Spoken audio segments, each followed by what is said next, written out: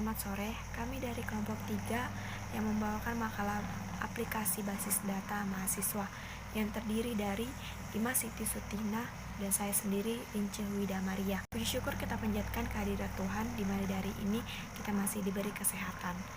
Dan saat ini kami akan memulai presentasi kami tentang aplikasi basis data mahasiswa. Di sini akan dimulai dengan bab 1, yaitu tentang pendahuluan dan juga latar belakang tujuan, baik juga pembahasan di bab 2, pengertian basis data, sejarah basis data, dan juga istilah-istilah basis data. Bab 1, pendahuluan, latar belakang. Basis data adalah kumpulan informasi yang disimpan di dalam komputer secara sistematik sehingga dapat diperiksa menggunakan suatu program untuk memperoleh informasi dan basis data tersebut.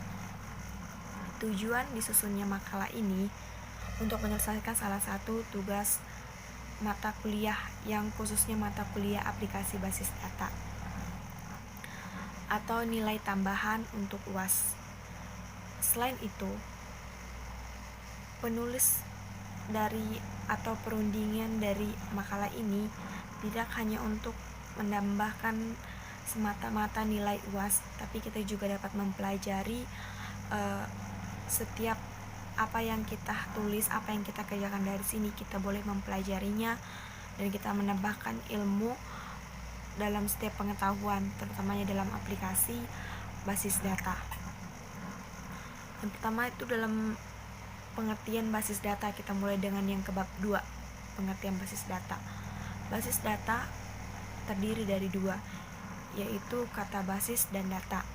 Basis data diartikan sebagai markas ataupun gudang tempat berkumpul, sedangkan data yaitu kumpulan fakta dunia yang mewakili suatu objek seperti manusia, barang, dan yang lain. Jadi, arti basis data adalah kumpulan dari data yang saling berhubungan sedemikian rupa sehingga dapat mudah disimpan. Sejarah basis data. Tahun 1960, dari awal pengguna komputer, penyimpanan dari manipulasi data merupakan fokus utama aplikasi.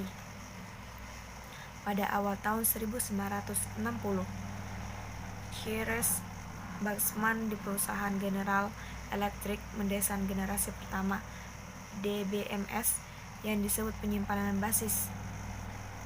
Dan pada tahun 1970, Schott di laboratorium penelitian di Sunjos mengusulkan suatu representasi data baru yang disebut model data. Pada tahun 1980, model relasional menjadi paradigma DBMS paling dominan. Dan tahun 1980 juga, pemula tahun di akhir 1980, pemula tahun 1990 banyak bidang sistem basis data. Dan kita lanjut pada tahun 1980, pada akhir tahun 1980 dan pemulaan tahun 1990 banyak bidang sistem basis data dikembangkan. Penelitian di bidang basis data meliput bahasa query yang powerful. Istilah-istilah basis data. Istilah basis data mengacu pada koleksi dari data-data yang saling berhubungan. Administrasi dan programmer menggunakan istilah basis data untuk kedua arti tersebut.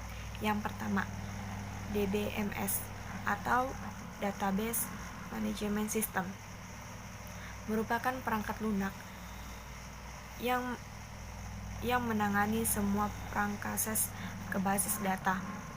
Sistem basis data terdiri dari basis data dan DBMS.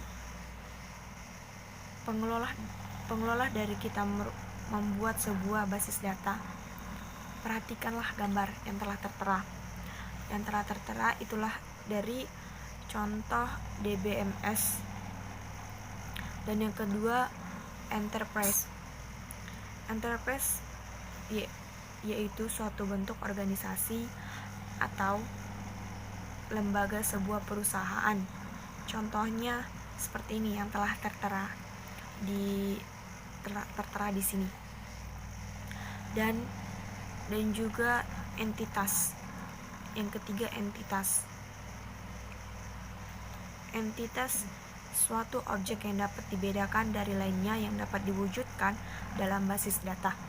Dan yang keempat, atribut atau elemen data, yaitu suatu entitas atau sebuah komponen bagian dari entitas.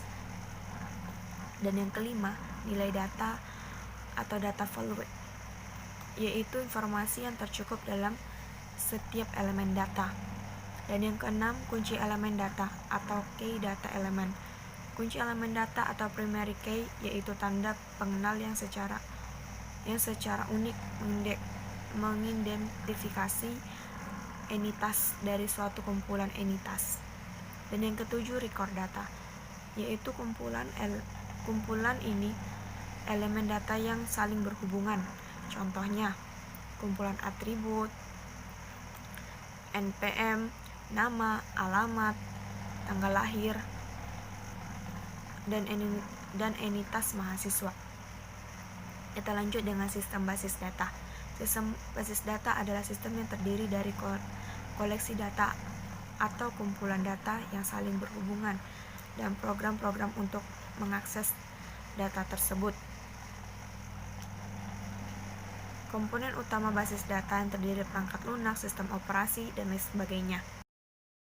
Kita lanjut ke kegunaan atau fungsi sistem data yang ditemukan dengan menggunakan metode konvensional. Permasalahan dapat diatasinya diantaranya redundansi data dan juga inkonsistensi data, konsuliatan dalam pengaksesan data insolation, konkurensi pengaksesan, masalah keamanan, masalah integritasi. Pemakaian sistem data diantaranya programmer aplikasi, user mahir, user umum, user khusus, dan juga ERD. Yang berikutnya ERD atau yang bisa disebut dengan Entity Relational Diagram. Yang telah tertera di gambar itu adalah dari contoh ERD atau Entity Relational Diagram. Kita lanjut dengan LRS atau Logical Relational Structure. Yang itu kita masuk dengan karyawan, login, detail penjualan, dan kita masuk dengan barang dan pemasok. Tampilannya seperti yang telah tertera di gambar. Dapat kita lihat dari situ ada 7 tabel. Ada tabel barang, tabel detail penjualan, ada tabel karyawan, tabel laporan, tabel login, ada tabel pemasok, dan ada tabel penjualan. Kita lanjut dengan gambar queries pada Microsoft Access. Setelah kita lihat gambarnya dan kita dapat menyimpulkan dengan gambar itu yang berisikan tentang kode jual, kode barang, dari yang barang yang akan dijual, nama barang, harga barang, jumlah barang, dan subtotalnya. Dan kita lanjut dengan gambar relationship pada Microsoft Access. Di sini kita bisa lihat dari gambar yang telah tertera. Dari situ kita bisa menyimpulkan di bawah gambar tersebut saling menghubungkan tabel-tabel yang tadi dibuat agar saling berkaitan atau berelasi. Terima kasih. Selanjutnya akan dilanjut dengan saudari Ima. Terima kasih. 2.74 Gambar Forms pada Microsoft Access. Form mengatur tampilan input data agar lebih menarik daripada hanya sekedar tabel. Maka form bisa dibentuk sedemikian rupa sehingga lebih menarik, lebih mudah digunakan, dan lebih melindungi data. Forms menggunakan bahasa pemrograman. Form pada gambar di atas terdiri dari barang subforms yang berisi kode barang, dan nama barang. Barang subform yang berisikan kode barang, ID pemasok, nama barang, dan harga barang. Detail penjualan subform yang berisi kode jual, kode karyawan, nama barang, tanggal. 2.7.5 Gambar form utama. Selanjutnya 2.76 Gambar form barang. Lalu 2.7.7 Gambar form pemasok. Lalu 2.78 Gambar form karyawan. 2.7.9 Gambar form penjualan. 2.7.10 Gambar form detail penjualan. 2.7.11 Gambar report pada Microsoft Access. Report, sistem pelaporan yang digunakan ketika hendak menampilkan hasil laporan dari sebuah analisis data, baik berupa tabular, grafik, maupun hasil-hasil perhitungan, dan merupakan ekstrak dari basis data yang hasilnya dapat langsung dicetak melalui media printer maupun ditampilkan ke layar monitor. Report pada gambar di atas terdapat dua report, barang dan laporan penjualan. Kesimpulan, basis data atau juga disebut database artinya berbasiskan pada data, tetapi secara konseptual, database diartikan sebuah koleksi atau kumpulan data-data yang saling berhubungan relation, disusun menurut aturan tertentu secara logis sehingga menghasilkan informasi. Untuk mengelola dan mengambil query basis data agar dapat disajikan dalam berbagai bentuk yang diinginkan, dibutuhkan perangkat lunak yang disebut sistem manajemen basis data atau disebut database management system (DBMS). Penggabungan database management system disebut database management. Dengan basis data akan membentuk suatu kesatuan yang disebut sistem basis data. Komponen dasar dalam pembuatan basis data. Dengan adanya data, hardware, software, dan user. Komponen dasar dalam pembuatan basis data dengan adanya data, hardware, software, dan user. Istilah-istilah dalam basis data juga seyogyanya kita tahu, yaitu enterprise, entitas, atribut, nilai data, kunci elemen data, record, data. Menurut ANSI atau Spark, arsitektur basis data terbagi atas 3 level, yaitu internal atau physical level, external atau view level, conceptual atau logical level. Tujuan utama dari arsitektur 3 level tersebut adalah untuk menyediakan data independence yang terbagi 2, yaitu logical data independence, kebebasan data secara logika, dan physical data independence, kebebasan data secara fisik. Untuk menggambarkan data pada tingkat eksternal dan konseptual digunakan model data berbasis objek atau model data berbasis record.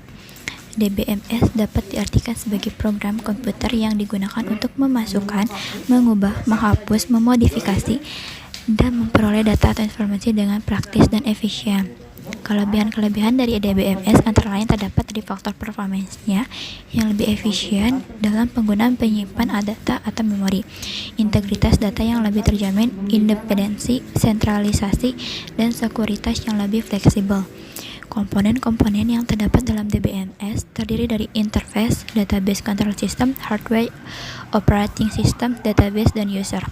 Dalam pembuatan basis data terdapat beberapa tahapan antara lain pengumpulan dan analisis, perancangan database secara konseptual, dan terakhir proses desain database.